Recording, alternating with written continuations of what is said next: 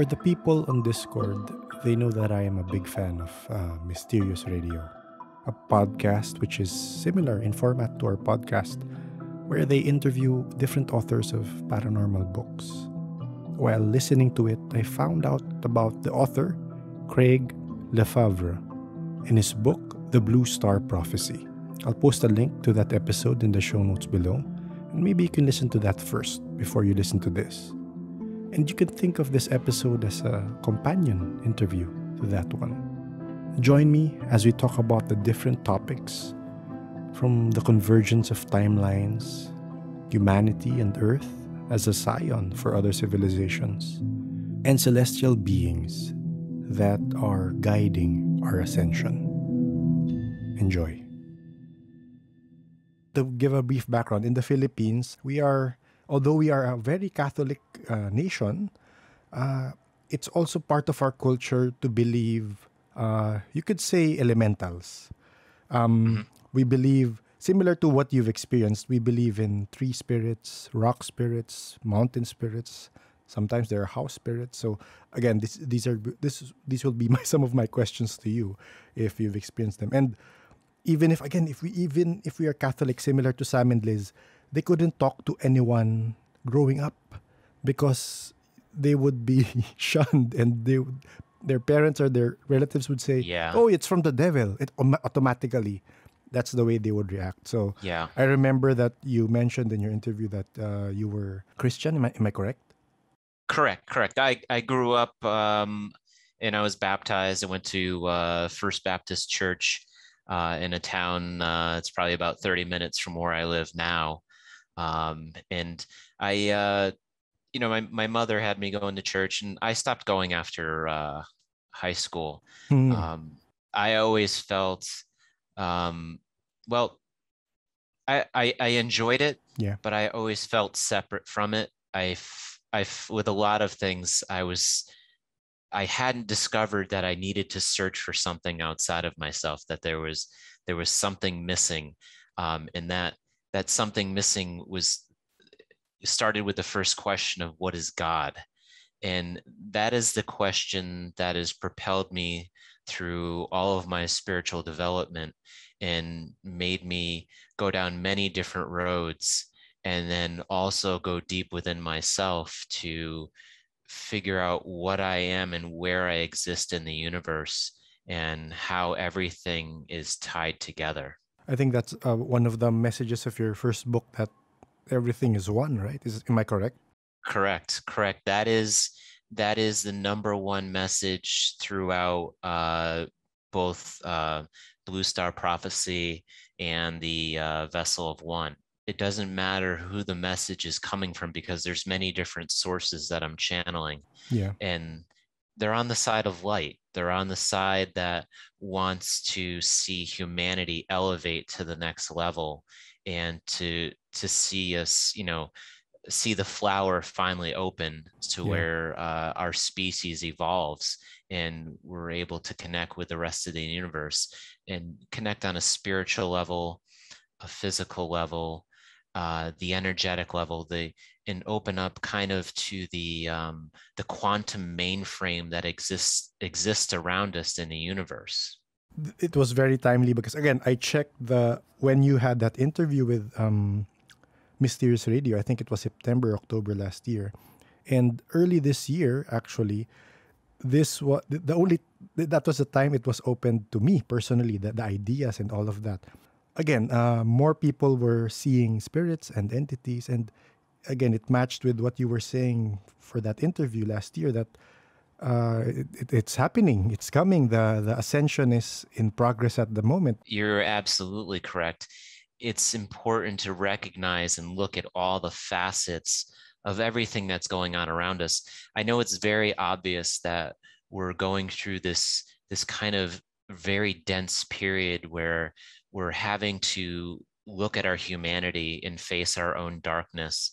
And I know a lot of people might perhaps be feeling down because of the energy that we're moving through. Yes. But this is necessary because it is part of our karma. It's part of our process to get through this cycle. And I was given a vision recently. Was it a week or two ago? I was walking in New York City, and I was thinking about this energy and how we're moving through COVID. And I'm myself just getting over it now. I'm actually Mm. quarantined in my basement. But if you can imagine that, our universe is moving through almost like a giant funnel, and it's big on one end and it's getting very small on the other. Mm-hmm. And as we're moving through that funnel, you have all these different timelines, and each different timeline is a different color. Mm. And at some point, each of these timelines are going to start to coincide, and then some of these dimensions are actually going to collapse into each other. So things may get very strange.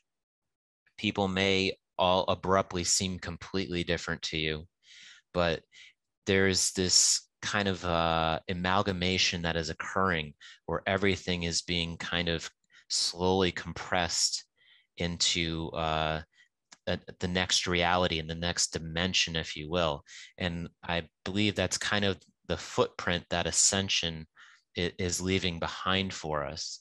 And it's important to look at the little tiny things around you. And, I'm sure you've heard of the Mandela effect, Yes. where people reporting, different things that, from when they grew up till Yes. now. And, Mm-hmm. a lot of these are like food products or TV shows. Yes. Um, I had seen one in my own life, and a friend of mine, in part of my circle, uh, she always drives the same car, this Jeep. And one day I was like, when did you trade in your other one? I thought your car was white. No, it's always been tan. Mm.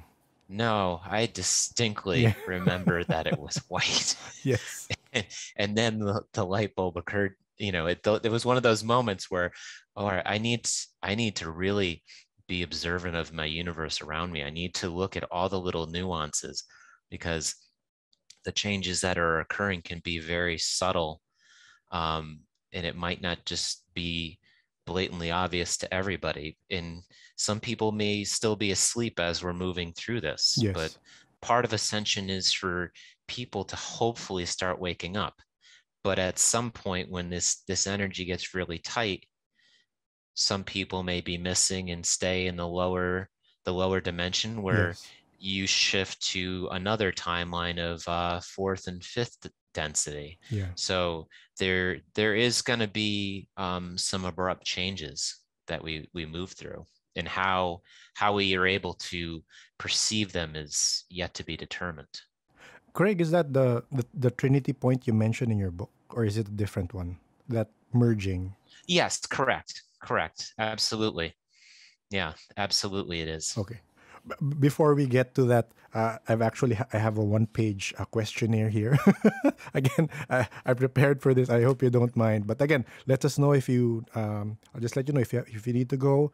Part of the people we attract who listen to us are people who are abilitied, and we're finding out the more we put out episodes, the more people reach out in the Philippines who have these abilities, and they haven't been saying it to anyone because again, it's that the Catholic or the religious faith has been stopping them from believing it or accepting it. And what I want them to hear from other people with abilities and sensitivities like you is, how did it start for you? Because I will skip some parts because I heard in your other interview you said that when you were a teenager and you had depression, your parents got you. I was seeing a therapist on and off for depression, and the therapist had trained me how to do progressive muscle relaxation, a form of meditation. And for some reason, I really grabbed onto it, and I got into it, and I was very diligent about it. And part of me, I must have recognized it. I felt like, oh, this is it. So I started doing that, and I had always kind of been into this kind of paranormal, into books about ghosts and uh, aliens, and watching all that kind of stuff, and it always fascinated me ever since I was young. But this kind of connected the 2 points, and I started working on and studying how to achieve an out-of-body experience. Mm-hmm. This is something I wanted to pursue. And I would get into these very deep relaxations. And, I started having some visions, kind of seeing stuff, and I couldn't make heads or tails of it as to what Yes. it was. And I was moving through this tunnel, this gray tunnel, and it was segmented. So it was like almost like boxes all connected to each other. And Yes. I for a while, I kept having this experience. I'm moving through this long tunnel. And then after like a few months, I had this breakthrough, and it completely destroyed everything that I thought the universe was or my reality was. And this happens for a lot of people that kind of become spiritually awake, and then all of a sudden these Mm-hmm. psychic gifts start emerging Yeah. because it pops your reality bubble. And I was all of a sudden, after going through this long tunnel, and I'm going again, I I'm looking down through a hole in the floor, and Mm-hmm. I can see a baseball field, and it's bright green. And I'm on my hands and knees, and I'm looking through this square. I'm looking down at a baseball field, and I'm like, this is really weird. And then I look up across from me because I can feel somebody watching me, and there's this ET staring right back at me. Yeah. We were in the ship together, and Okay. then bow, I was right back in my body. Okay.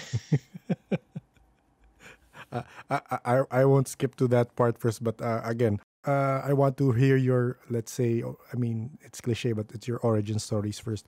Before that, before those sessions, were you able to experience other things first? For you, was it after these meditation sessions? It was mainly after that, but I Mm-hmm. was always I was always quote unquote a sensitive child. Okay. I had great emotions. That I guess was the beginning of my psychic gifts, and I had no idea what that was.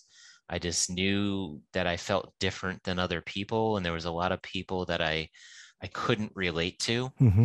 I always felt separate from them. Um, it seemed like people made friends and stuff very easily. They could connect with other people, but I just something about people around me didn't feel natural or Yeah. correct.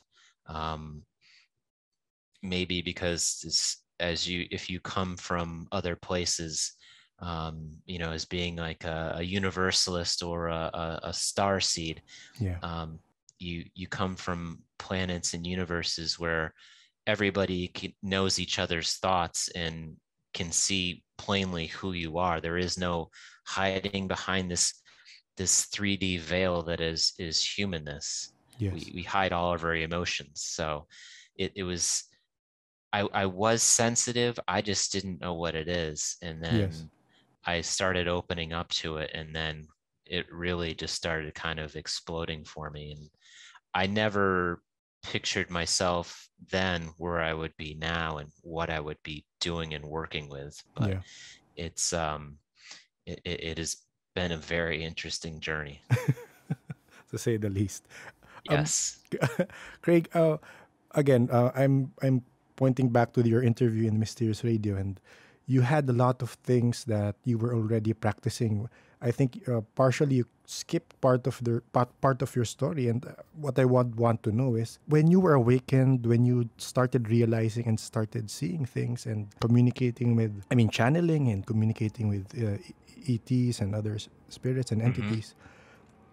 Who trained you? Was there someone who was a constant that mentored you through it? Because again, the things you said, like your angelic bands for protection, they sounded like I'm not sure if you learned it on your own or was there someone who guided you? The protections, most of that I taught myself. Mm-hmm. Some of it, I've had a lot of teachers along the way.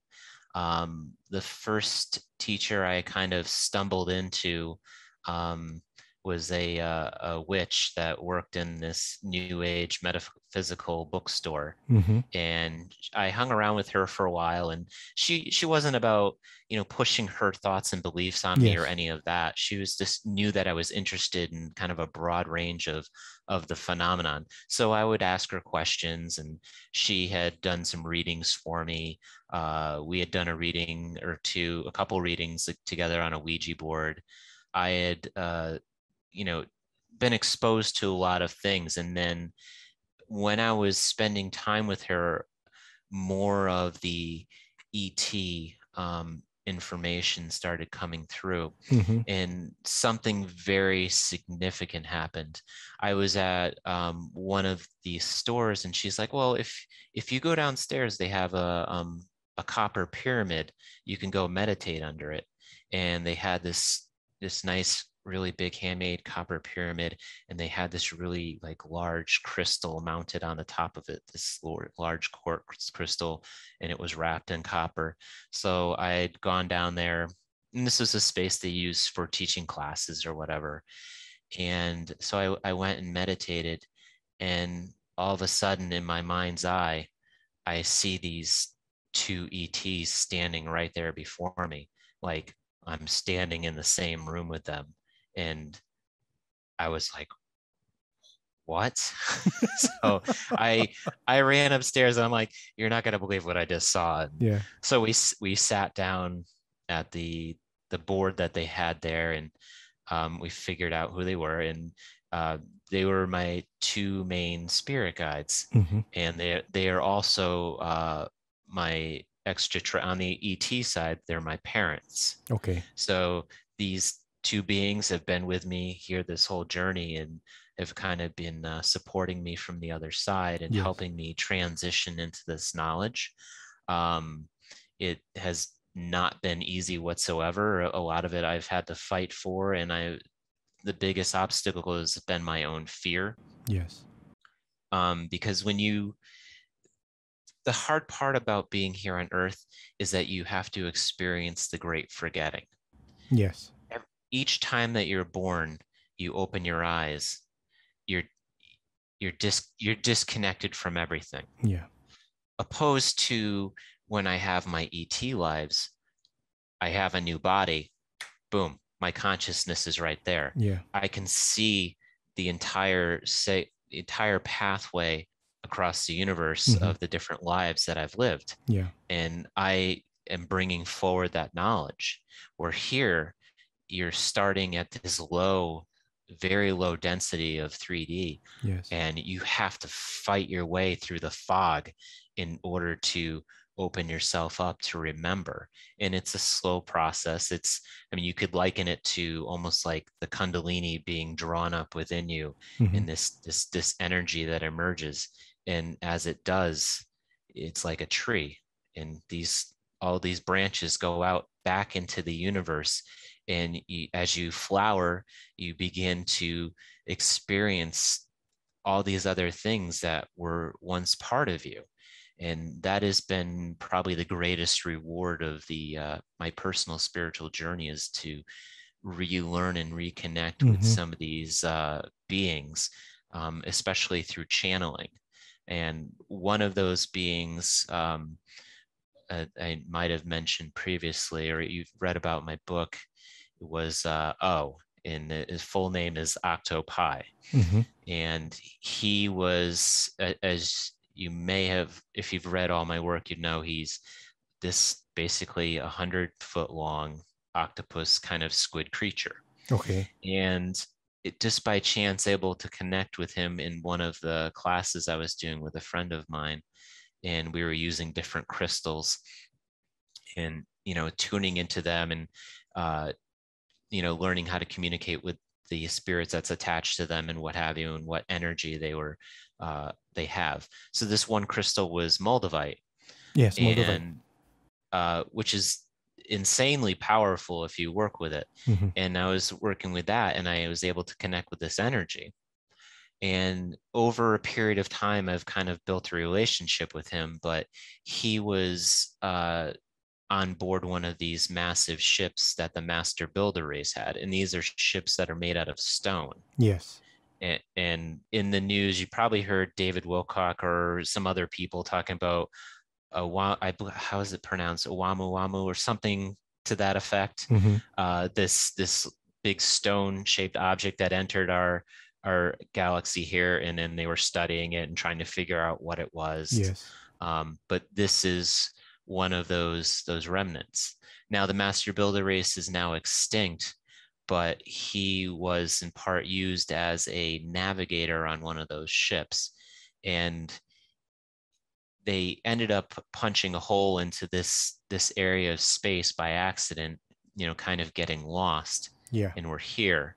And then describes how he's the navigator, and how when you're moving through space, you're moving in 10 directions at once. And when you're moving, you're sitting still. So when you're looking through like the time-space continuum that you're moving through, you're often looking back at yourself.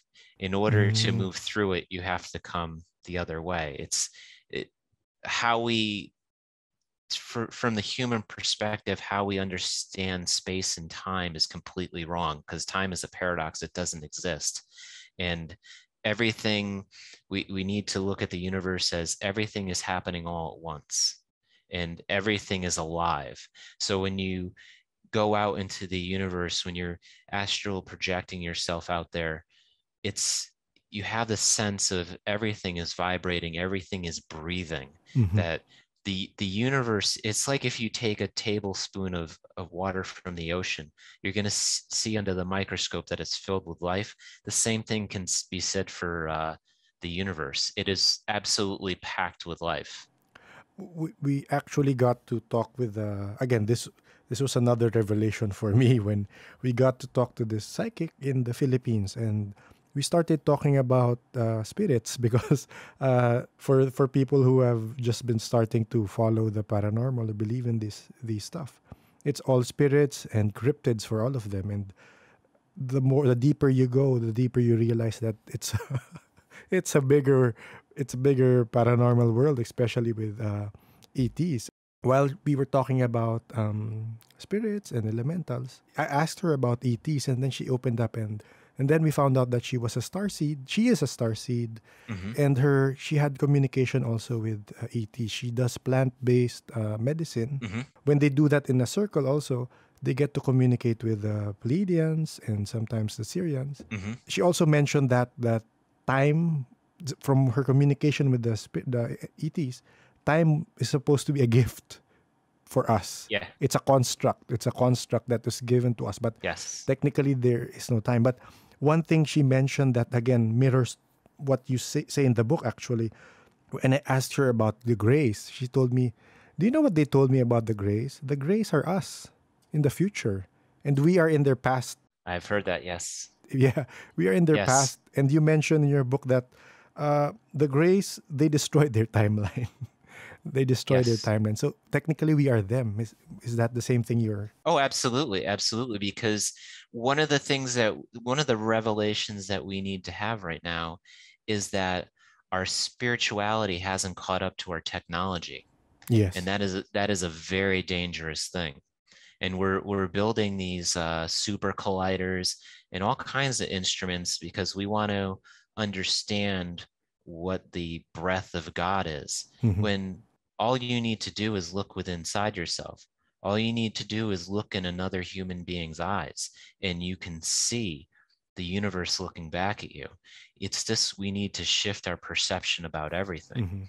And we're born into this world where we're coming in having forgotten, and maybe part of the gift is how we get to rediscover ourselves and be reborn in a sense, to spiritually awaken. But we go through these cycles over and over again, and as the soul reaches one level, it'll descend and come into other lifetimes in physical universes and play out different roles, and then Yes. take that energy back to spirit. But at some point, there's a collection point.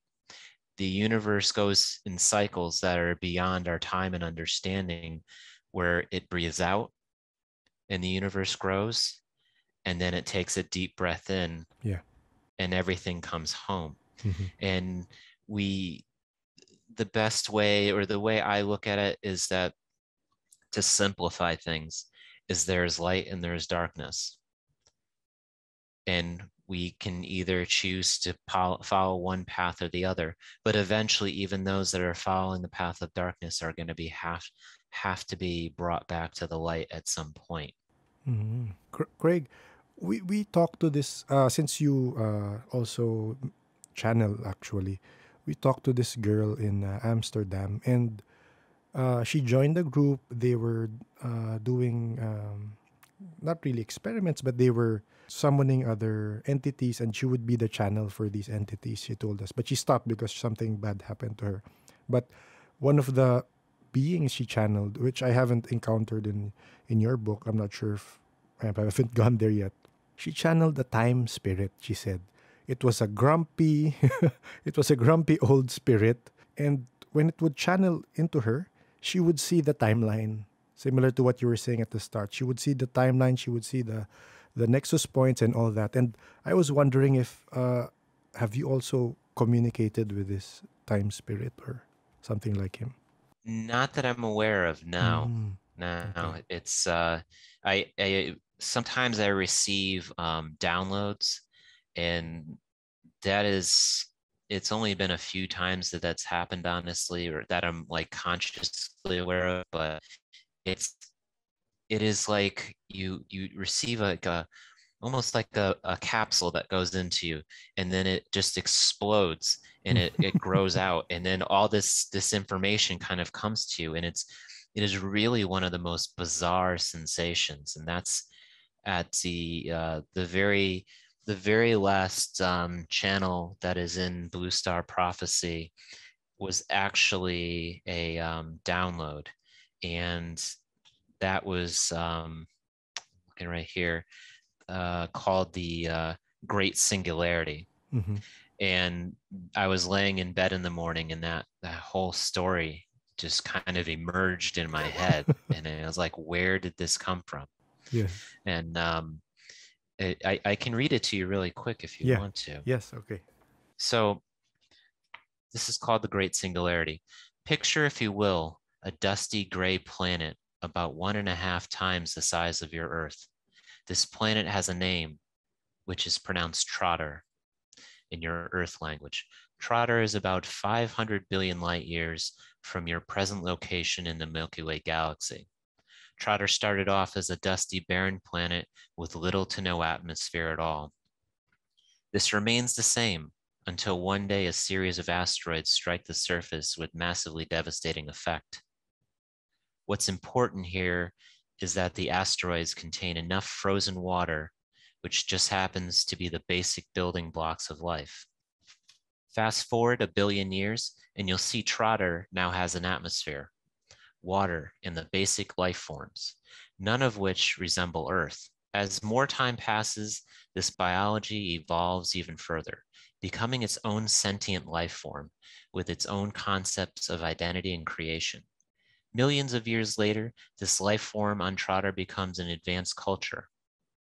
At some point beyond this, the life form splits into 12 separate races and leaves the planet behind, moving out into the universe. This is what's known as the factor of 12. This is in this factor of 12 that we know life began and spread out among the stars. This one planet gave life to all life. This is known among us as the Great Singularity. It is in this perspective that we now know and view the universe. We are the Pleiades, and we too are a seeding race. Our biology, among others, is moving out across the universe by a factor of 12. Your 12 strands of DNA were no accident and were by our design only. And no, we are not playing God here. And as you like to say, no, this isn't for our ego's sake. Rather, we know and acknowledge that the universe is alive and breathing. Life didn't just create life. There had to be a single point of origin. Before there could be a single point of origin, there had to be a thought, a single point of intent. The universe wanted to meet itself. So here we are, your neighbors, the Pleiades. Greetings from the great beyond and greetings from the great singularity. So, to ask the question, Craig, so are you a Pleiadian starseed? Yes. Okay. Yes. I mean, I kind of mainly identify as that, but the more that I kind of spread out and receive information and meet different facets of myself, the less I identify with that now. I used to Mm, be very hung up on that. And, okay. that was like the center of my world. Like, oh my Yes. God, yes, this. Now I'm just like, no, that was one of a billion lifetimes. I've spent time in many different worlds, and some are physical forms, some are gaseous forms. This one Earth has been close to 1,500 lifetimes, and For you. uh, Yeah. when I leave here, I'll go home and collect with everybody else, and then decide what's next. But this is this one little journey for me, and that's what people need to recognize, that these lives are very precious, but they're only one of many thousands that you will have. And we need to tap into those other lives that we have and start relearning who we really are, because we are so cut off. And a lot of our religions don't acknowledge that we come from source, really, and that we come and go from that energy. Yes. And this isn't just one trip, and that's the hard thing for people that are kind of ingrained in religion, to understand that, I live and then I go to heaven. Well, it's not Yeah. that simple. Yes.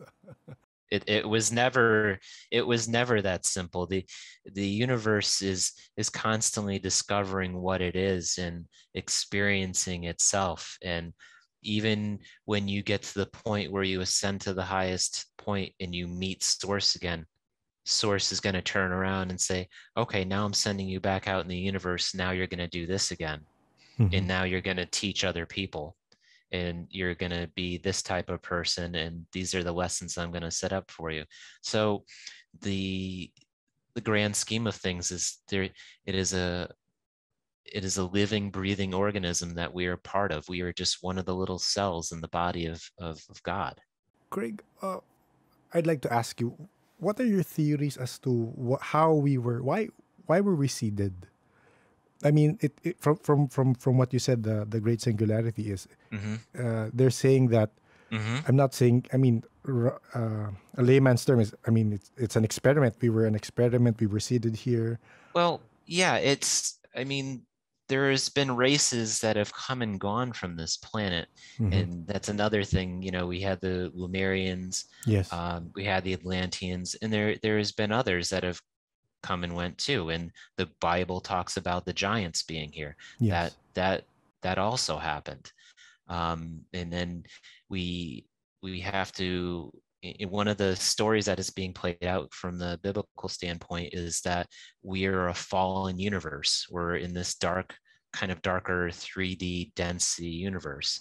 And Hmm. that's why we have the angels here to help us. They're here to help uplift this planet and to help it ascend back to where it was supposed to be, when darker energies came in. But getting back to the ET thing and why are we here? What's the point of the human race? Is there's many reasons.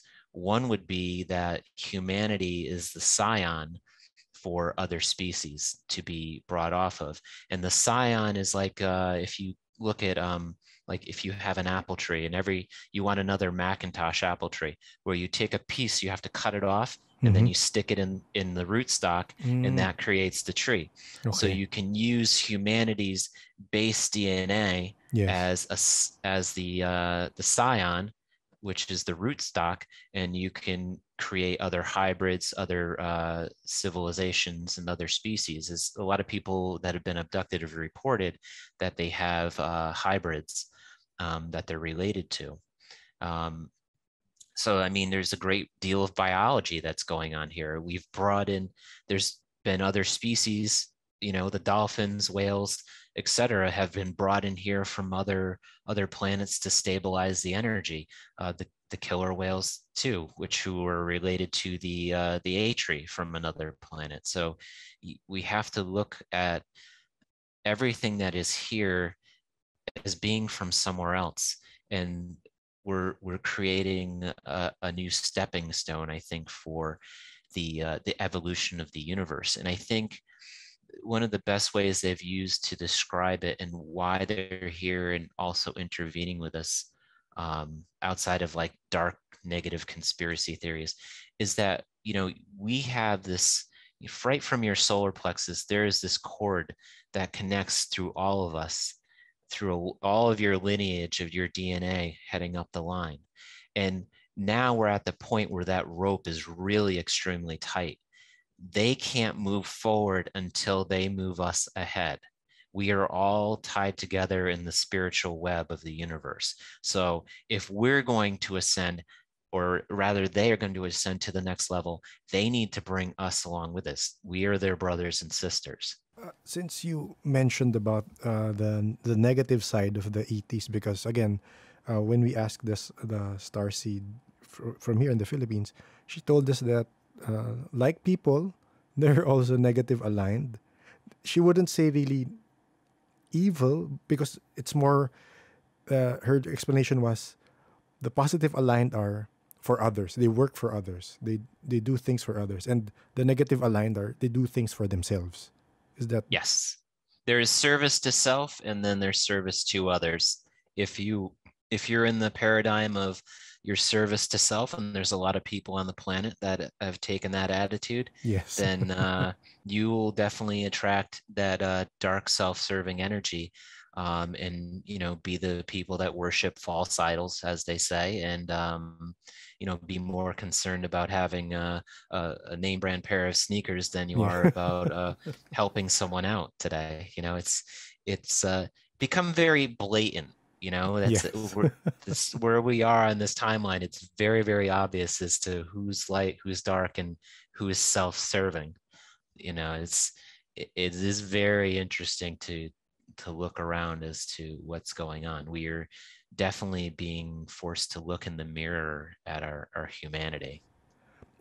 We also got to talk to this young boy. I mean, he was maybe in his 19 or 20 years old, and we reached out because a friend told me he was seeing reptilians and grays all around, and I'm not sure if you've been seeing this. I mean, you can tell me if you've been seeing the same things, because he said because of COVID, they're all around us now, and they're feeding off all this negativity and all that. Have you been experiencing this as well? No, no, No. I am very well protected. Mm. I They are not even allowed in my zip code, so Okay.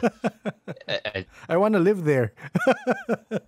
it is nothing that I even worry about. I have had to have experiences with you know detaching demons from this place too, and pushing them to the other side, but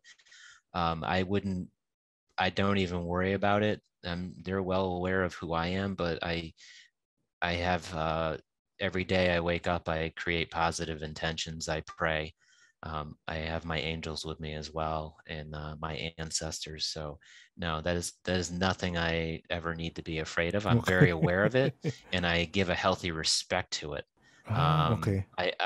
I know I have had other lifetimes on the dark side as well, and Mm. one of my past lives was as being a reptilian, and it was really dark, really scary stuff. And I definitely want to be on this side of things. So you've learned from that life, if I am to take that message. Very, very much so. Yes. Yes. Again, we try to understand. We try to understand the things that people have been experiencing, and one particular uh, entity that we just discovered, what I think maybe maybe last month, was this entity which people describe as the Hat Man. And one of our friends we just met through the podcast. We met her around, again, less than a month ago. She reached out to us, and then a few weeks after, she discovered through another contact of ours that she was a Pleiadian also. And her experience with this Hat Man was when she was 5 or 6 years old, this entity would come into her room and yank her from her body. So her astral body would be yanked out. And that entity would bring her to this endless corridor from her description. And again, by chance, we met another girl. I was just talking to another person who was opening up about her story, and she described the same thing. And so I connected them in the call, and they completed each other's sentences about this place, this endless corridor, and it seemed as if this Hatman or this entity, they described the same person. They described the same person. They described the same place. They were completing each other's sentences. This entity was collecting ability, their psychic children. Soul. So, oh yes. Yeah. So I'm not sure if I you've mean, I haven't experienced that directly, but the place that they're speaking about is called the void. And when demons are cast out and, cursed, locked away, they end up in the void. And this is kind of this space that is outside of time and space. It is beyond description as to like what it really is and how it exists. But this is something that's real that happens to people. And when the thing is, people, when they have these experiences, if hopefully it wakes them up and they realize that they need to get centered and, start connecting with lighter, more positive energies and protecting themselves psychically. In our society, when you're growing up, you tell your mom and dad, like, oh, there's a ghost in my room. Shut up and go back to bed. Yes. There's no such thing as ghosts. Yes. And then my dad used to tell me, at one of the firehouses he worked at, like, oh yeah, there's a ghost there, whatever. And I'd always, when we drove past it, I remembered that. And I was infatuated with knowing what that was. Yes. And I'd ask him every time, oh, there's no such thing as ghost. Shut up. I was just teasing you. But he wasn't lying though. So it's, we have a culture where we, especially here in America, where we don't teach people how to protect themselves. The power of intention, the power of prayer, surrounding yourself with white light, connecting with Metatron, with Michael, Gabriel, and these energies that are here to uplift the planet are very, very powerful, and we need to utilize them. That is why they are there. But we're not being taught that. We're being held and suppressed in this area of almost like a media blackout. Yes. No information is getting out.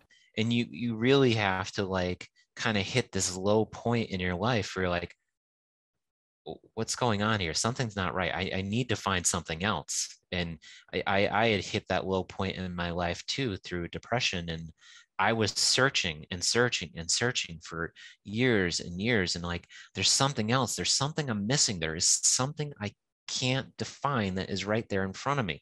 I know I'm missing something. And that's kind of part of the path that you follow as a starseed, is to rediscovering yourself. And everything in this giant contiguous universe, it's all related. There's no separation from ghosts, spirits, cryptids, and aliens. I mean, we all are living within different dimensions of each other, and they are all connected. People that are experiencing abductions are I would say experience high strangeness, where you have different strange psychic things happen in your house and around you. Yeah. We've had many strange things happen to us. I mean, yes. When we first moved into our house, before we had our child and everything, a long time ago, it was probably 2 or 3 in the morning, and all of a sudden a coin drops on the floor. And my wife's like, did you hear that noise last night? I'm like, yeah. She's like, there's a $50 on the floor. I'm like, what? She's like, did you leave a $50 on my bureau? I'm like, no, I don't have any half dollars. Nobody uses that. So I'm like, so I still have the half dollar. It has my date of birth on it, 1974. And things can drop out of the void and things can disappear in the void. So when my daughter was born, she was kind of very, very psychic. She Mm-hmm. used to talk to, my wife's Uncle Walter and her grandfather Jaji, and she'd be laughing, they'd be telling her stories, and she would tell us that they're going fishing and things like that. Mm-hmm. And then at one point, like around 5 or 6, boop, she shut it off. There was no more. Yeah. And that kind of happens here. But when she was younger, two things had happened that were really funny. It was she was taking all the black olives and sticking them on her fingers, and little kids do that, Yeah. and then they Yeah. eat them off their fingers. And she had dropped one of them on the floor. So my wife's like, "Oh, she dropped it." And I'm like, "Oh, okay. I'm looking around. I'm looking at the floor. She's looking at her side of the table. I'm like, where the hell did it go? I don't know. Look under the radiator." So we look under the radiator. No, the olive's not there. So the olive disappeared into nothing. And then it was years later, I'm sitting at the table in my same seat, Mm-hmm. and I look down, and the gosh darn olive is by my foot, and it's all shriveled up and hard. Yes. Like it fell through time. Like Yes. Yes. and she had done another time, it was she had dropped her, those children's utensils, the little forks, and like big plastic handle, and it's bright pink.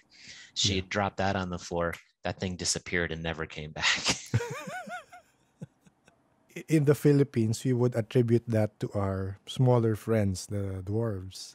Um, Yes. yeah, they again they are from the people we've talked to. Apparently, they are sometimes playful, and they like to again. If you think about it, these are stories from fairy tales and all that, but it happens to people here and they have experiences and they have seen it that again they take the things and they keep it unless you give them chocolate or talk to them and tell them about it. But Mm-hmm. going to that, have you said that again in the mysterious radio podcast that you've seen fairies, and again here we consider them as earth elementals actually, but Mm-hmm. from Mm-hmm. your experience, where did you see or where did you The, the first time I had seen when I was in my bedroom, my parents' house, and I was listening to music. I was hanging out in my bed, and this is the time I started working with or discovering a lot of the spiritual stuff. And I was reading different books on all different subjects. Mhm, And I had just happened to look over at my alarm clock, and there's this little fairy with,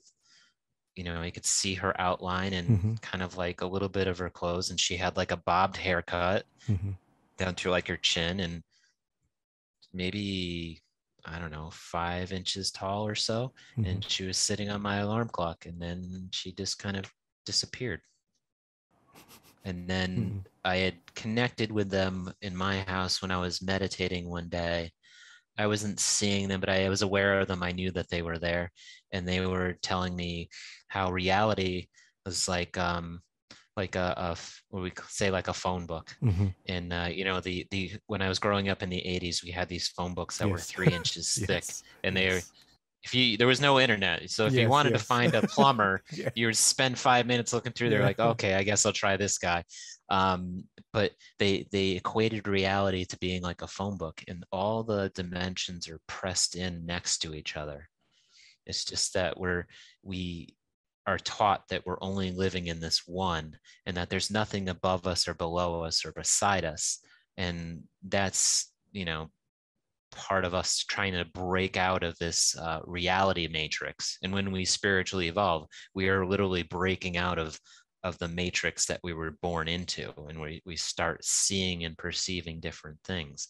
When you expose yourself to new information and knowledge, that has an effect on you, even Mm. though you're not like saying, you're not immediately say experiencing it, like, oh, I want to have Yes. an out of body experience, I'm going to read about it, damn it didn't happen. But there's still something that transpires in your DNA that you are unlocking by Mm. acquiring all this knowledge. It's not going to waste. You are feeding your spirit. And people need to realize that when you start opening up and accumulating different knowledge, the world will start to look gradually a little bit different for you. But me personally, I haven't experienced this stuff. But will I want to see the will I want to see the world for what it really is? Yeah, Yeah. yeah, absolutely.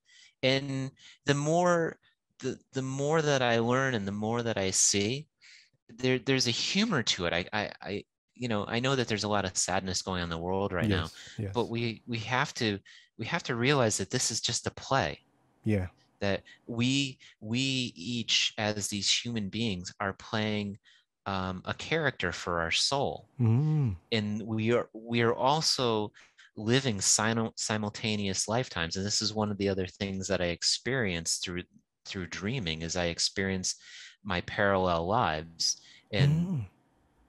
this is one of those things that will definitely hurt your mind when you start to see it, and you start waking up in these, the Native Americans called it spirit walking, but Okay. you start waking up in these different bodies, and then you start to see the repetition, and you start to look around in the dream. Oh, this is different. Oh, my career is different. Oh, there's a hill in my backyard going up to my neighbor's house, Yeah. where here it's flat. Oh, there's a fence on the side there. So I started keeping track mentally of the how The this differences. universe is laid out a little bit differently. Mm-hmm. And then there's some that are so different, it's like you're in like a sci-fi movie. So we we are very vast in who we are, and that's one thing that people need to understand. We are not these little singular points of energy that we think we are here in these human lives. We it is they call it the fingers to the hand. Each of these lives are the fingers to the hand that Mm. we're experiencing. And as you start to expand your consciousness, new things will start to fall into this reality. The channel that I was talking to my cousin, who's a psychic, yesterday about this, and I was rereading Blue Star Prophecy. And when I go back and it's a strange experience to reread your own book when you channel stuff, because Yes. it feels like you never wrote this. Yes. Yes. And one of the things that came up was from Noah, and it was channeled through the Godhead, Mm-hmm. was that we were going to be up to our necks in water. Mm-hmm. And I'd written the book back in 2017, and then I'm sitting here outside, and I'm thinking about all the floods that are happening. I'm like, oh my God. And the point I wanted to draw us back to with the ETs, in people believe, they don't believe, we have yet to discover what reality is. We do not know what reality is. We grow up in a world, a culture. You go to school, you learn your ABCs, you learn one, two, three, you learn basic math, and this is how we're describing the universe. And takes you it takes you spiritually and completely in the wrong direction. The first thing we need to realize about ourselves is that we're energy, that also exist outside of time and space, that we have an oversoul, that we are these spiritual energies, and we are just in school learning here. Yes. Craig, one of our the people here has a question. Can you choose your next life? Meaning, when you go back to the source, do you get a choice, or um, is it like a random thing? you will meet with people, and they will help you decide as to what you're going to achieve next, as far as your soul goes. There is, in the universe, there is, if you've read any of Dolores Cannon's work, there's what's called the tapestry, and the universe, like a computer, is recording every lifetime that you have. And just the earth does the same thing. For every lifetime that you have here, there is a record in Gaia, in the kind of this crystalline structure that is around her, in the, like a quantum mainframe computer. It is all recorded. It is all here. Everything will be built upon the next thing. That is, unless you're not evolving, you're spiritually stuck, where you're just going to be thrown back right into another body, and this kind of almost becomes like a prison, and you become more and more and more negative in your cycles, and it's going to be harder to fight your way out of it.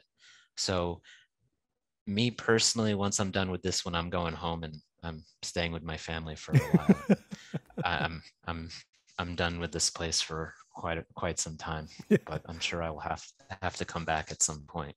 I'd like to ask again, the girl I was talking about earlier, who just discovered maybe 2 or 3 weeks ago that she was a Pleiadian.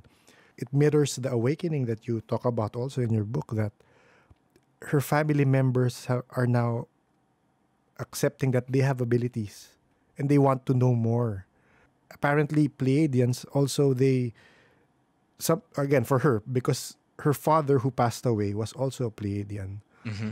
She found out through the Akashic records Mm-hmm. with talking to the other starseed. Have you discovered any family members who are also starseeds?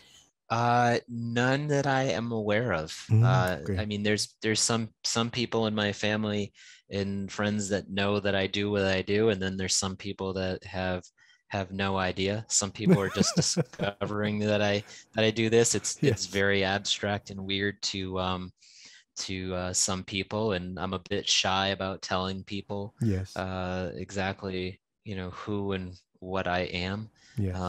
Like I said, I I live two lives. I have the spiritual life, and then I have the 3D life. Then I go to work every day and I do my job. I make a paycheck, and I'm Yeah. like, why am I here on this Yeah. planet?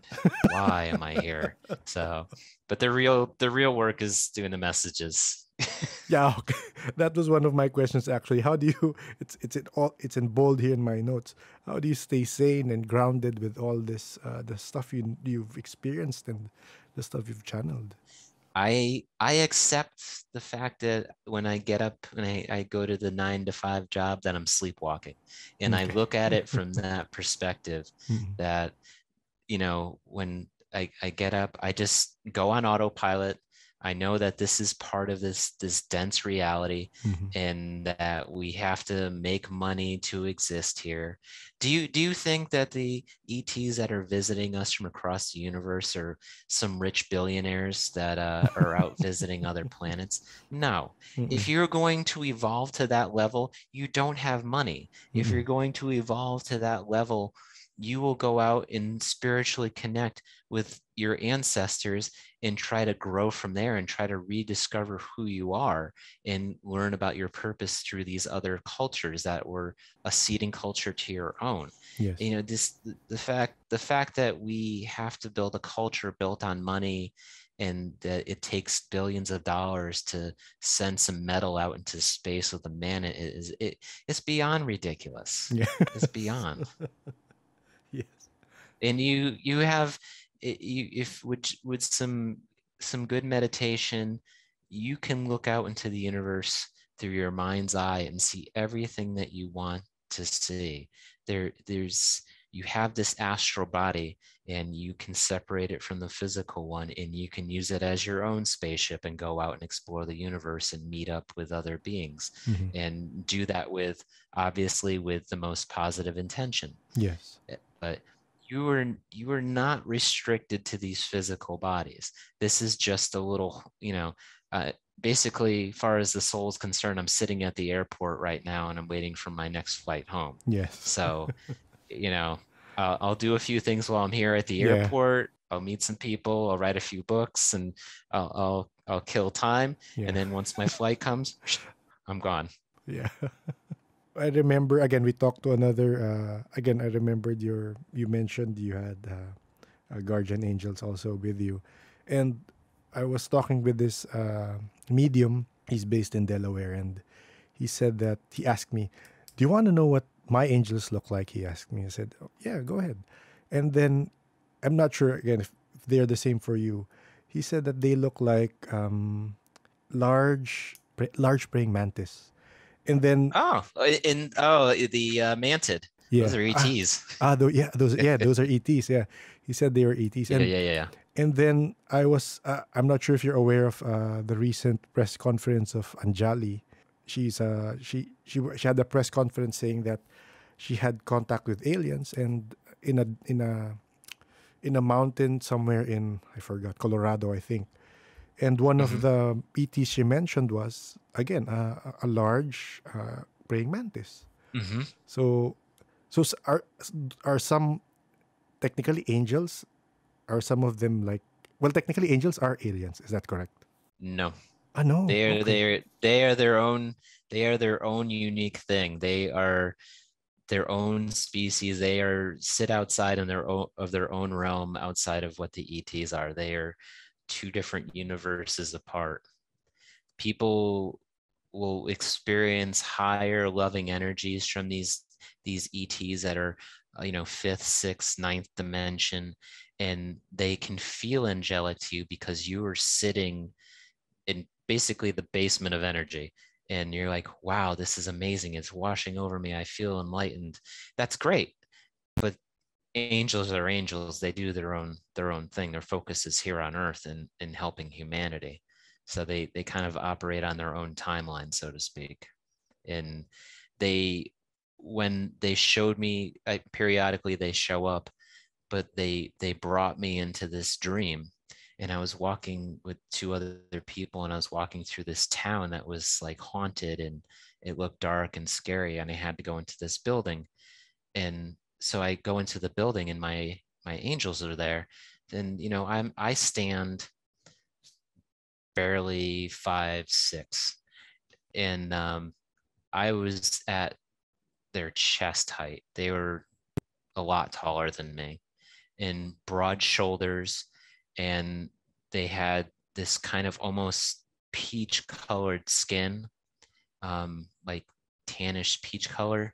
And they had these really intricate clothing on where it was heavily patterned, had all different colors in it. And there was three of them. And then they put on these these black cloaks afterwards. And then on the right side of the cloak, they had these symbols that look almost like the ones that you see that the paramedics have, that it's like five lines that cross each other. Yes, yes. If you have one up, one down, and Yeah, then like two on an angle, it yeah. was just like that. And I'm like, oh, that's where they got that symbol from. So like, Mm. if you did you ever watch the movie with Nicolas Cage, City of Angels? Yes, yes. And they all have those black jackets on? Yes, yes. Ah, That so would be that's correct. the That would be correct. okay. Okay. But I mean, sometimes when I see them, I see their wings.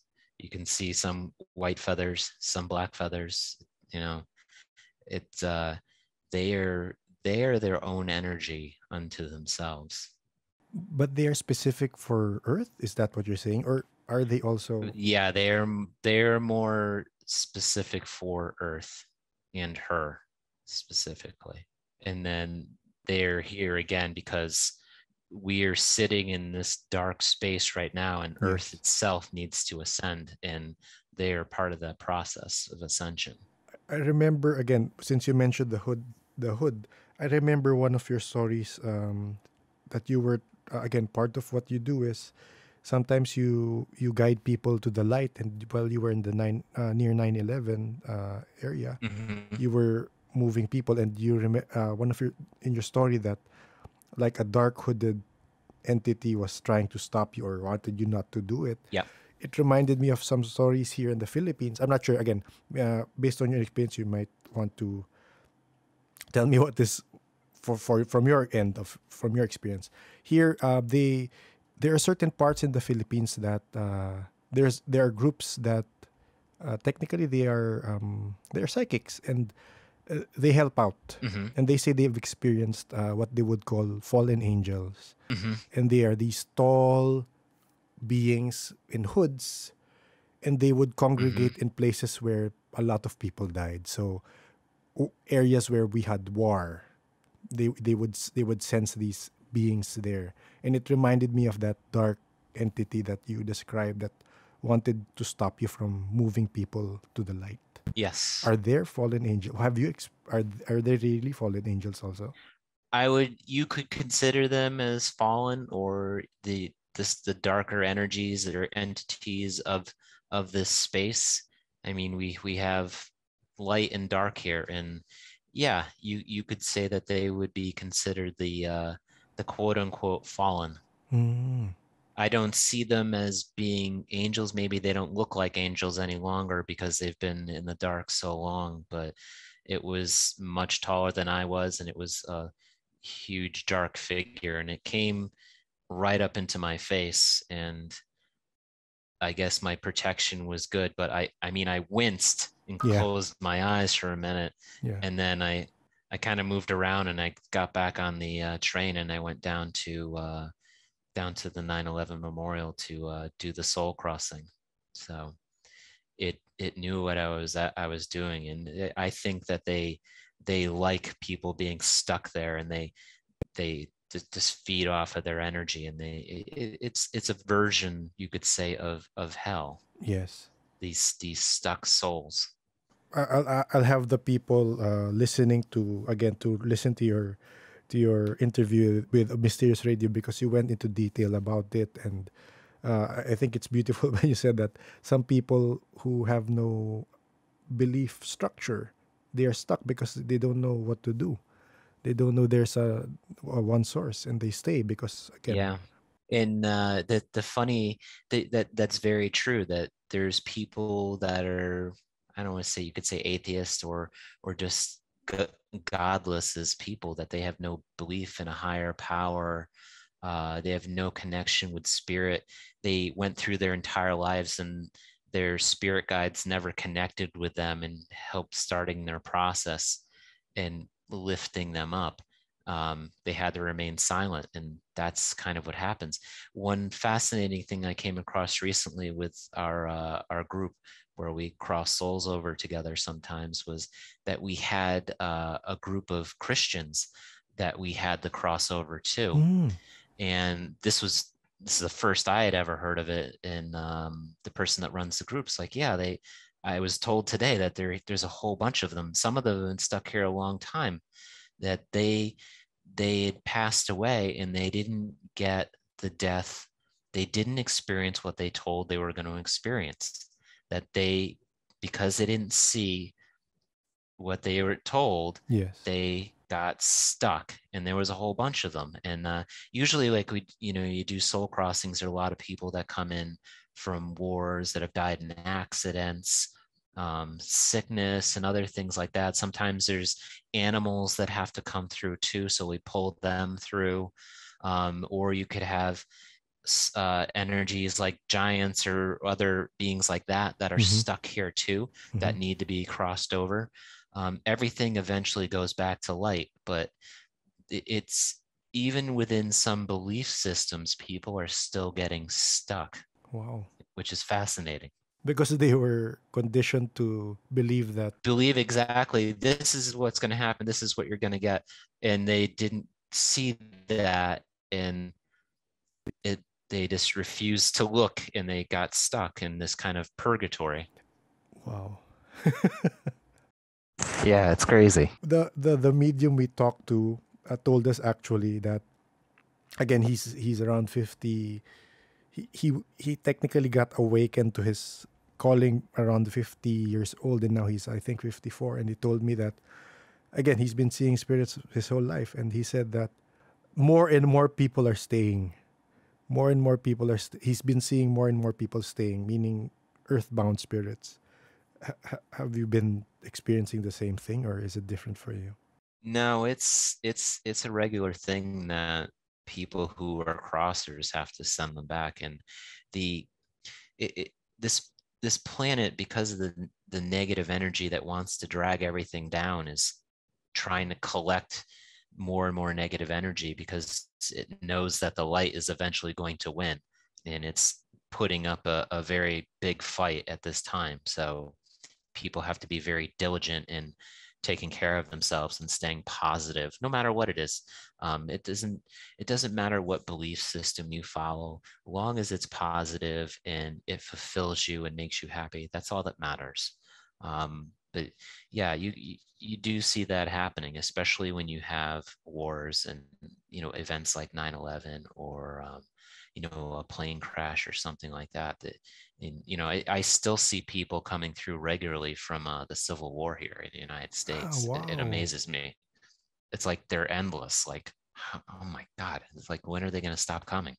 It'll be fascinating after all this experiment is over to see what people were thinking and what they would think afterwards, after they were worshiping all these lower deities and elementals and what have you, and that it didn't get them anywhere, that there was always just the one God. Yes. That's the essence or the breath of the universe, that there is nothing higher than that.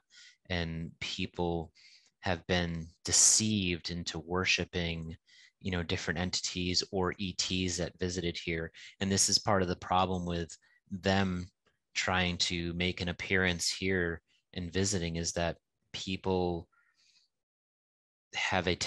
humanity has had a tendency to worship higher beings, and that should never happen. Hmm. Just because someone has technology to come here and visit or traverse different dimensions does not make them a god, and it does not make them worthy of any type of praise. We are all equal in the eyes of the universe. You're just at different places within it. I remember your channeling Hitler, and then he Mm-hmm. mentions the elite bloodlines again, relating it to what you said, that the ETs have the negative aligned ETs have crossbred, right? Is that what Hitler is saying? Yes. Yeah. Into these bloodlines. Yeah. And these bloodlines are very fragile and can be very easily destroyed, he said too. But they are, you do have this dark oligarchy that is working behind the scenes and, manipulating society. And, in war, they're on both sides of it. Mm. Whoever wins is the winner, but to them, they're still winning no matter what. Follow the money.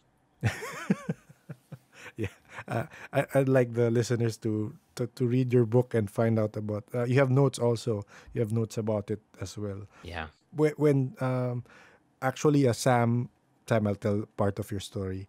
Sam reached out to us because he grew up seeing the whole spectrum, and then at a certain point in his life, it stopped. We've talked to different psychics about it, and they say that it's bound to come back. And but two people have told us that they've somehow blocked Sam for some reason, and we don't know why they've blocked Sam. And a light worker we talked to in Denmark told us that she's not saying with certainty, but she feels that it's probably the agenda or this global cabal that blocked him for some reason. We don't know why also. Hmm. So she's been trying to, again, this would segue to what you do with Reiki healing. Have you done this also for other people? I mean, unblocking. Yeah. I mean, with the human body, you have the chakra systems, Mm-hmm. and these chakras are almost like choke points in your energy that represent different issues and facets of the personality. Um, as we go through life and we experience different traumas, doesn't matter what they are, in positive, negative, what have you, they have a record that is created in the energy body that we have, and they can become very out of sorts and counterproductive to who we are. And then eventually, if we don't clear them out and work through the issues, and the energy medicine helps assist the person in Mm. processing their emotions, but it eventually leads to physical disease. So disease always manifests in the energy body first, and then it stagnates to a point where, okay, you're not paying attention to this. Now I'm going to become something physical so you can understand and process this. So that's where you have like people getting cancer and other different diseases. Sometimes these things are related to past lives. People come in with different illnesses and sicknesses that are part of issues from the previous lifetime or even 3 lifetimes ago, where you have something that occurs that is called life stacking. So Okay. you're building these lives up on top of each other, and is these issues are kind of get more and more condensed and become more of an issue for you, where you might reach a point where like everything gets shut off. But the point is you need to focus on yourself and start to study yourself and have little realizations about who you are and what your purpose is in the world, why you're how you exist within it. And that getting to know yourself is also getting to know God. Yes. So Sam, I hope you listen to that. No, I'm listening, but yeah. I just like what you said. I do have a question though. I don't want to sound skeptic because this is, I do have abilities, but it's just that lately, or is it because of the convergence or what's happening right now to the world?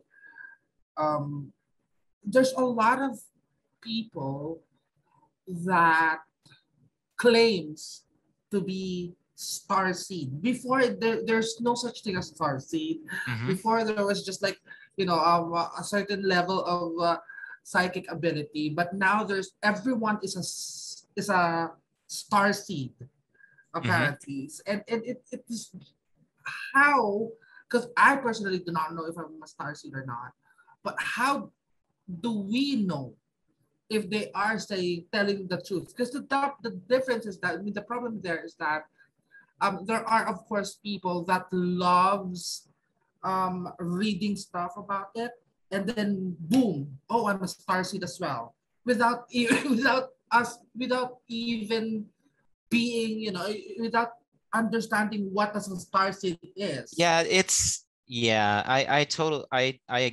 I hear exactly what you're saying. And people that are moving through all these kind of spiritual dichotomies tend to cling on to one thing because it looks Mm-mm. attractive to them at the time. Yeah. The people, I mean, you could say all human beings are star seeds, that we're all from somewhere else because life is spread out across the universe. It just Yes. didn't emerge here from the dirt. That's just Mm-mm. not the case. Yes. And I had been working here for long enough and for many lifetimes to see this. And there's been a lot of biology play with the gene pool. But people who experience the visitations, the abductions, the psychic connections with the ETs, these are the people that know for sure because they, there's people who are like, oh, I don't know what kind of star seed I am. Yeah. Well, you're probably not then. It's one of those things like if you're Yes. gay, you're gay or you're not. Yeah. It's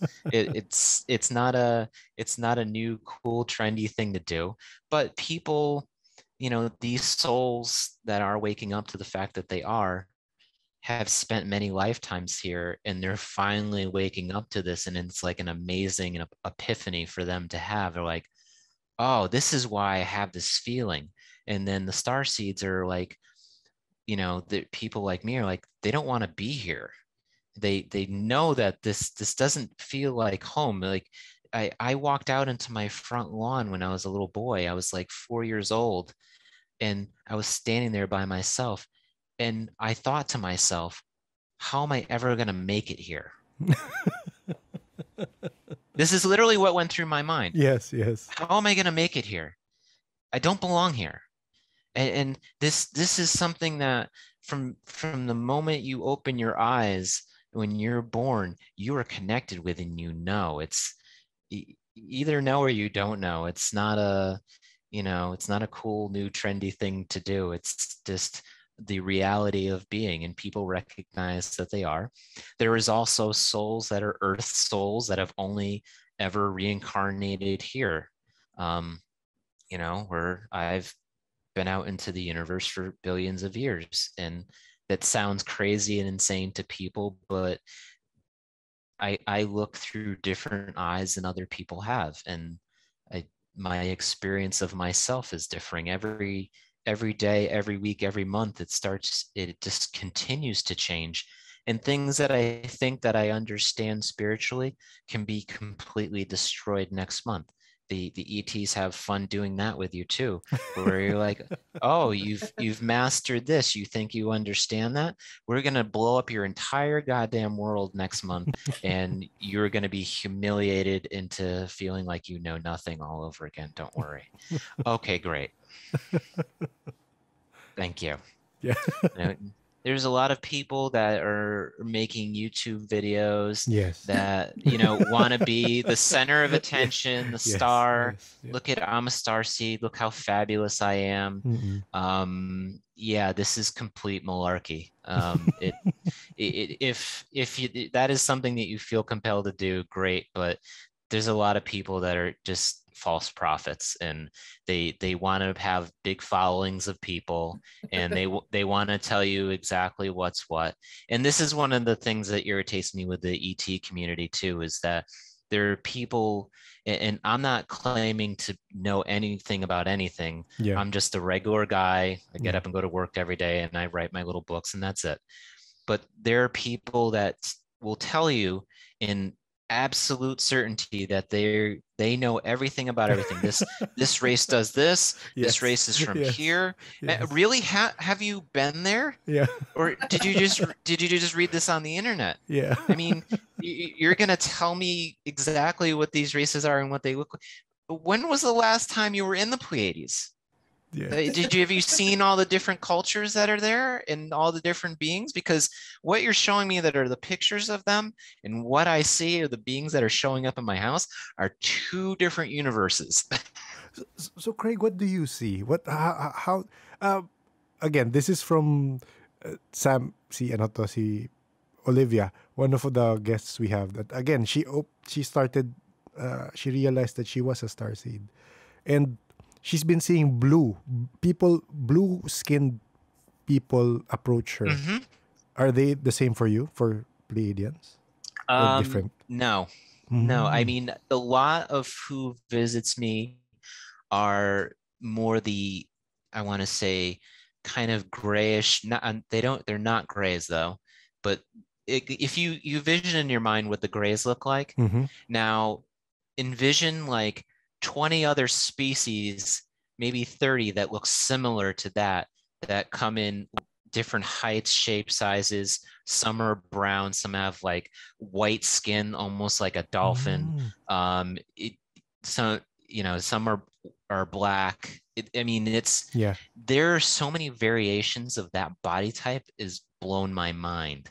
So I decided that, I'm not going to Classify. know Yeah. absolutely who is who or what is Yeah. what, Yeah. because there is a rainbow of different people coming and going. And then when I had my car accident, I was abducted that night, Mm-hmm. and I was taken to this facility, and everybody was like Anglo white. Yeah. And I'm like, I don't know if this is ET or not, or these humans that have abducted me for some weird US program or whatever. Yeah. But I remember coming in over this building. I recognized the building from another dream experience I had, because it looked Mm-hmm. like a housing facility, almost like barricades. Mm-hmm. They're all red brick.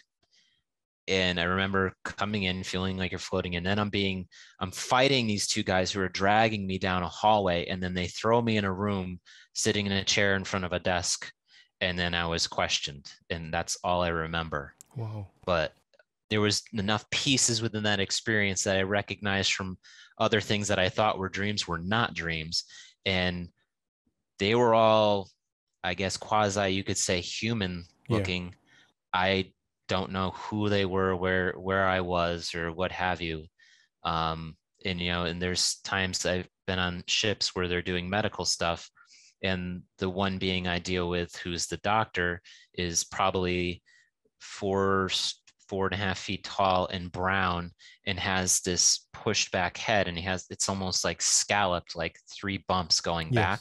Yes. And then he's wearing a tight blue lycra shirt with like on the sleeve, short sleeves, it was like this gold band around each side of that.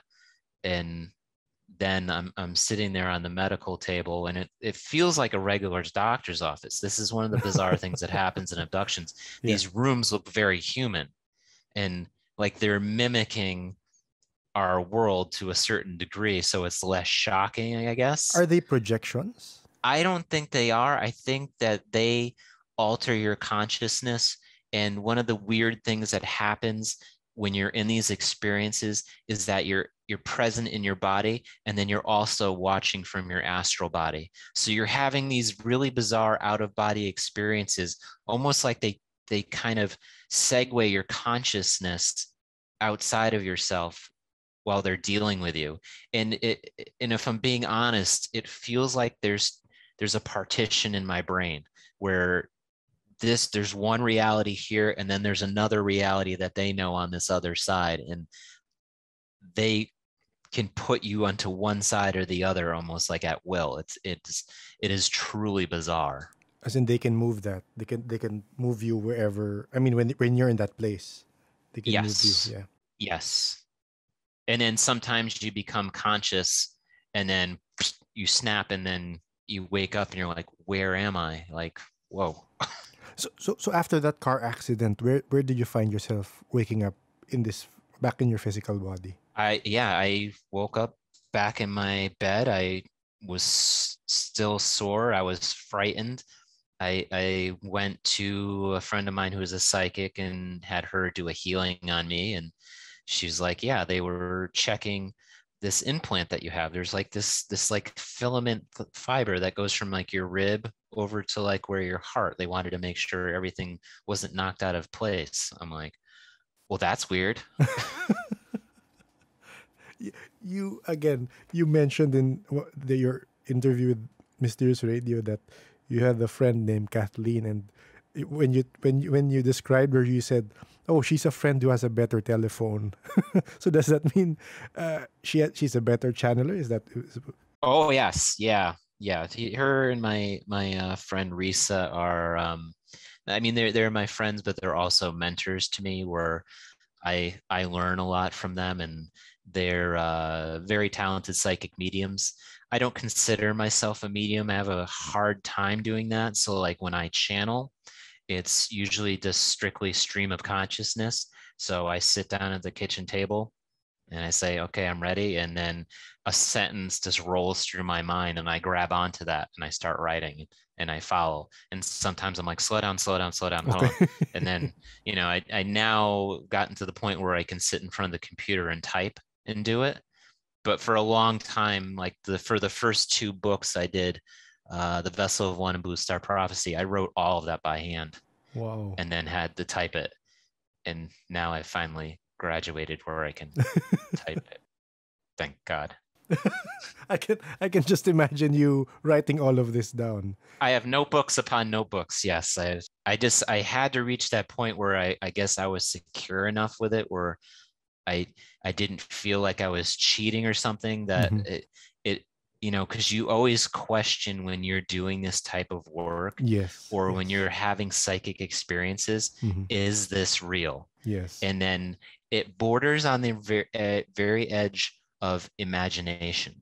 And that's the point where you start picking up this information, and you have to be able to step into that space and trust that you're not making this up. And I've heard other psychics say that too. Like sometimes I feel like I'm just making this stuff up, and then the people say, oh my God, you're right, that's the best thing I've ever heard. So it's like it just like you don't know where it comes from, like sometimes. And it's just you have to kind of develop this trust with the spirit world, and it takes you to some strange places for sure. We had the psychic tell us that she regressed and saw her past life, and she told us that, I know I'm unimaginative. I'm a very imaginative person, but that was out of what I could imagine. She could see herself in like a tribal outfit. She looked different, not human but humanoid, and she said, "I'm imaginative, but that was out there. It's impossible for me to think about that." So she took it as a real experience, or something that was sent to her for her to see. Yeah. Same thing as you, yeah. And in part, one of the obstacles that I'm running up against, because like in Blue Star, they're talking about things that get into the quantum mainframe of reality, into quantum physics. And, I only graduated from community college. I am not by any measure the smartest guy in the room.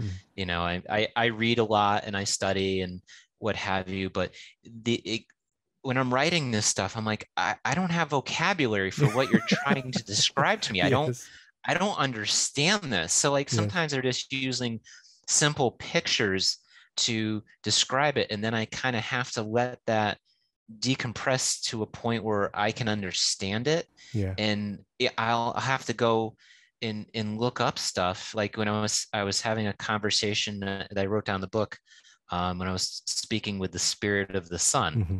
I woke up in my bed, and then the spirit that's connected with the sun, called Octopolis, was connecting with me. So I Mm-mm. did the channel for it, and I just was like, it was so much bigger than anything I'd talked to. It was just like, Yeah.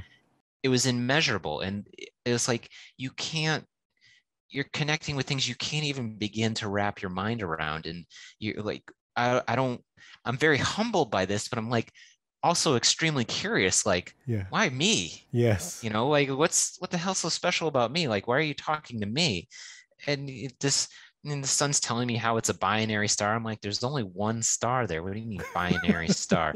Like, and then I did some research, and like most stars start off as two stars, one eats the other, or one will fade away and fall off. And there's theories that what was like either, I'll probably get this wrong, but either Saturn or Jupiter used to be like a red dwarf at some point. Mm-hmm. There's a lot of different theories on it that you can look up, but Yeah. it's information that I could never pretend to know in a Yes. million years. That I just don't. D was for diploma. I just got out of high school by the skin of my teeth. So it's just doing the best I can for these guys here to try to articulate information. Why they thought that I was a good vessel for Their message. bringing these kind of messages is beyond me. Maybe it makes it more authentic and real. I'm not a scientist, and Yeah. I'm not a doctor or anything. So it's all added work for you. They're giving you additional work. You have to decipher whatever they're sending your way. Yeah. And and you sit there, and you sometimes it's a message. You talk to John Lennon, it's cool. I like John a lot, and I like when he gives me messages, and he's usually talking about peace, love, light. Those are easy messages. But then when you get into different messages from like the Pleiades, where they're trying to articulate these really hard quantum things that are going on, and the energies that are transpiring, it's like, show me a picture. What does this look like? Like, I can't wrap my head around what this is. And this is the thing where I'm saying they constantly blow up what I think is real. When I think I've finally discovered and understood my reality, it gets destroyed all over again. And this goes for my concept of what is God. That keeps constantly changing and evolving for me. I think I'll be in tune with it, and I'm like, yeah, this is this. And so there's the singularity point. We each have a singularity point in our heart. And like, yeah, I get what God is. And then just, no, Something new. You still don't understand. You're not even close. You're not even in the same universe. It's bigger than you can understand. But do you get to ask them when you're channeling? Do you get to like, wait, what does that mean? Do you get to do that? Sometimes they will handle questions from me, but usually not. Mm. And then sometimes there's been times that there's been things that I've been actively thinking about, and I'll sit down and they'll give me a channel in accordance to what I was thinking about, or I was trying to decipher at some point. So like in a roundabout way, they do come back and answer my questions, but it's like I said, I'm not a very good telephone. I'm usually a one-way connection. Sometimes I do get my questions answered, and that's cool, but a lot of times it's I'm their secretary and I'm just taking notes. Have you gotten the message that, or probably researched it or heard about it with your channels, that they use the negative aligned, or I'm not sure if just negative aligned, but some ETs use volcanic eruptions as like recharging whatever energy vessels they have? I have not heard that. No. Mm-hmm. I mean, that is one of the realities that there, especially in this universe, there are positive and negative energies. There are definitely negative ETs here. think people give them too much credit for what they think that they can do. I would say there's too much power given to, oh, they're doing this, they're doing that. Yeah, they're definitely there in the shadows. And there's some dark agendas that are still trying to be played out, but they're not going to win. Yeah. Craig, thank you for. I just have a few more questions if it's okay with you. Sure, go ahead. Is contact coming? I mean, they're saying again. I'm getting different stories from different people who have experienced the ETs, and some groups are saying that they're leaving us to our free will. They will not contact us if they proceed with real contact with right now. It's probably for a different reason, meaning they're probably negative aligned. Have you been getting messages about first contact, or contact? Well, the funny part about this, I mean, you have the U.S. government that's releasing videos, which makes me laugh. And I sat there and I was thinking about this, and I'm like, this really is a joke. They could have produced the same type of video and done this to us in the 50s. Yes. And they know as much then as they know now, and they probably have information and technologies from these ones that they've worked with. And a lot of people have come forward and said that this has been true. I'm like, okay, I have no information about that personally. But since the days of the Bible, contact has been happening. They have always been here. They would tell you that they supplanted you. They have always been here. Contact has always been happening, and they are making their presence known constantly. And they want it to be on the terms where you understand individually. If you have to turn on, ABC or Fox and Friends for them to tell you that aliens are real, well, then you are in a sad state of affairs. Turn off the news, because there is no truth coming through the news. When people need to, they can reach out energetically to them and connect with them. There's groups, like Dr. Greer does that too, where they're doing, was it CE5 or something like that, where CE5. They're doing sightings and connecting. That's great. That's a positive step forward. I don't agree with everything that he says personally, but I think his heart is in the right place and he's moving in the right direction. We are just kind of in a point where we have to filter out all those who are trying to control us. And that's kind of what it comes down to. They are here. They have been here. They're always going to be here. In the 50s, there was, within 7 days, there was 2 mass sightings right over Washington, D.C. Yes. They've already told us they were here. I mean, there's no mystery. If it makes me laugh, people are like, I don't believe in no aliens. I'm like, there's like 1 billion photos on the internet. Yes. I mean, I've had my own personal sightings where I've seen them. We need to grow up as a species and accept that we're not alone. The entire universe is teeming with life on the microscopic level and in the grander scale. I mean, you're talking about races that have folded time and space. So if you take a piece of white paper, you fold it in half, you take a pen and you poke a hole in it, you've just punctured and gone through space-time. That is what they're doing. They're folding it. Yeah. And we just need to step up and spiritually evolve. We need to get ourselves to the next level where we can start interacting with them and stop being afraid and fearful. And,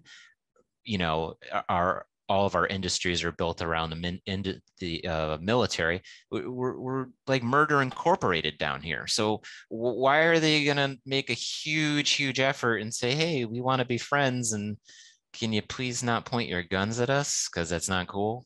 That's one of the theories of people, that the reason your government came out with the UAP reports was because they're starting to slant the narrative that all ETs are hostile or something like that. Yes, and that is exactly what the narrative is going to be. This, outside of coronavirus, this is the next big thing that you're to be afraid of. Yeah. And if they start preaching that, do not listen, because it is total malarkey. It is total rubbish. They want to remain in control. They want to keep the fear paradigm going. They want to keep you on that low third 3D negative paradigm. Don't listen to it. It is total BS. All of it. Thank you, Craig. We'll end with that. Thank you for being a guest. You're welcome. How can people read your books, and where can they catch you online? They can find me at Dimensional Healings or dimensional-healings.com. I am on Facebook under the Vessel of One. I'm on Instagram under the Vessel of One. And you can also find my books on both Amazon and barnesandnoble.com. Okay. Thank you, Craig. You're welcome. Thank you for taking the time. It was really eye-opening for me. Thank you so welcome. much. Anytime. Okay. Bye-bye. Bye. Thank you to Craig for giving us the time to pick your brain about your experiences with all kinds of spirits and entities. I promise you, Craig has a lot more interesting channeled sessions written in the Blue Star Prophecy and the Vessel of One. I'll put the links to Craig's books in the show notes. As mentioned in the intro, I put the link to Craig's previous conversation with Mysterious Radio. I really enjoyed that episode. Craig also mentioned his website, dimensional-healings.com. If you wish to book a session with him, you can find more information there. If you've been a long-time listener, you know there are episodes that I re-listen to again and again. And I tell you, and I tell the audience, this is an episode I will listen to again and again. I think you can include this to your re-listen playlist. There are things I understood more while I was editing it compared to when we had the initial conversation. So there will be things that will come to you in due time. I'm pretty sure 3 months from now, when I re-listen to this, more realizations, more understandings will come out.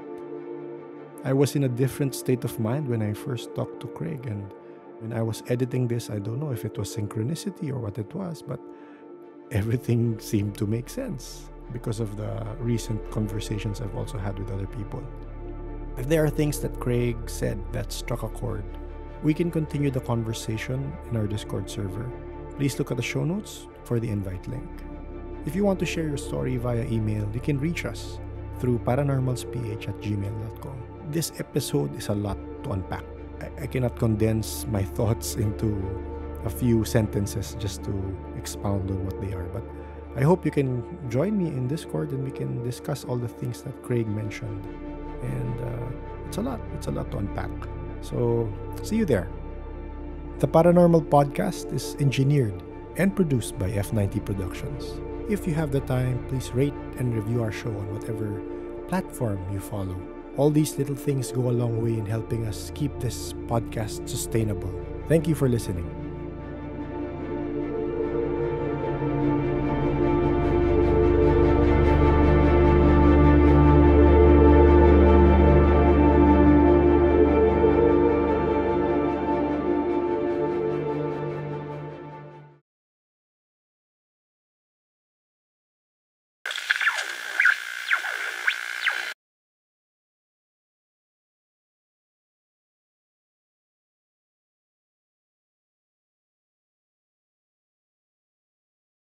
Ayan. Tahimik na. Andyan pa ba ang mga LL peeps? Nakikinig pa ba talaga kayo? Wala na ba kayong magawa? Wala na akong masabi dito. Pero, sige, nagpaparamdam lang ako kasi baka nagantay talaga kayo, di ba? Well, kaya nasabi ko, meron tayong mga parang pabingo. May pabingo! Para sa maunang tatlo na LL peeps na mag-message sa akin sa Discord or mag-hashtag LL, yung mauna ha, ibibigay ako maliit na bagay related to this episode. So, surprise na lang yun. O, diba? May pakinabang ang pagiging latak listener. So, salamat sa pakikinig. Sana marami kayo na-pick up ako. Medyo marami akong tinatry intindihin nung una naming pag-uusap. And talaga nung ini-edit ko na nga siya, mas nagbe-make sense yung ibang sinasabi niya. Kasi nung kakwento ko sa inyo, nung una ko siyang kinakausap, gusto ko marinig yung mga kinuwento niya dun sa Mysterious Radio. Kasi ang dami niyang kinuwento na sobrang interesting. Yung mga na-channel niya si Hitler. May sinabi siya about, medyo controversial, pero may nasabi siya about sa Vatican. Meron silang secret doon. I mean, again, these are just from channeled spirits, sinasabi niya. And, of course, meron ETs rin, di ba? Pero, mas nasabi niya yung sa mga spirits na china-channel. So, sobra akong na-interested doon. And may nakwento siya dun sa Mysterious Radio na yung about kung bakit nasa stuck yung ibang spirits here on Earth. Like si Hitler. Parang, bakit siya dito pa siya? Dahil sobrang sama nga siya? O parang kagaya yung sinabi ni Jeff Mara na, you make your own hell. Diba? So, ang dami niyang sinabi doon na sana mapakinggan nyo. Promise, pakinggan nyo yung sa Mysterious Radio. Medyo ganun ka-light lang yung usap rin. Iba yung mga napag-usapan doon. So, I hope mapuntahan nyo yun. Pero ayun, message nyo na ako, #LL. May pa-surprise tayo dyan. Kita-kits sa next episode. Thank you guys.